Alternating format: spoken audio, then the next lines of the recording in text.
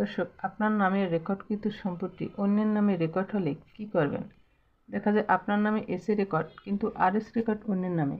এখন আপনি কি করতে পারেন? দর্শক, আপনার এলাকায় যখন জরিপ খতিয়ান শুরু করে তখন সংশ্লিষ্ট বিভাগ থেকে সার্কুলার আসে যে এত তারিখ থেকে আপনার মৌজায় জরিপ খতিয়ান কার্যক্রম শুরু হবে। কিন্তু দেখা যায় যে আপনি দেশের বাইরে থাকেন বা সরকারি চাকরি করেন বা কোনো কাজে ব্যস্ত থাকার কারণে আপনার জমিটি আপনার নামে রেকর্ড না হয়ে অন্যের নামে হয়ে গিয়েছে।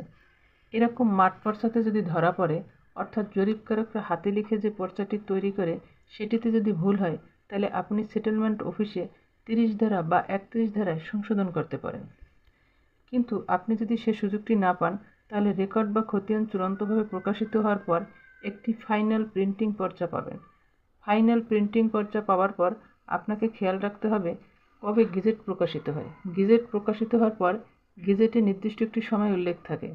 এই নির্দিষ্ট সময়ের মধ্যে রেকর্ড সংশোধনের জন্য ল্যান্ড সার্ভেন্ট ট্রাইব্যুনালে মামলা করতে বলে। তো নির্দিষ্ট সময়ের মধ্যে যদি ল্যান্ড সার্ভেন্ট ট্রাইব্যুনালে মামলা করতে না পারেন, তাহলে আপনাকে সুনির্দিষ্ট প্রতিকার আইনের 42 ধারায় দেওয়ানি আদালতে রেকর্ড সংশোধনের জন্য ঘোষণামূলক মামলা করতে হবে। পরবর্তীতে আদালতের এই রায় বা ডিগ্রি নিয়ে এসিডেন্টকে দেখালে তিনি যদি সন্তুষ্ট হন, তাহলে রেকর্ড বা খতিয়ানটি সংশোধন করে দেবেন। আশা করি বুঝতে পারছেন।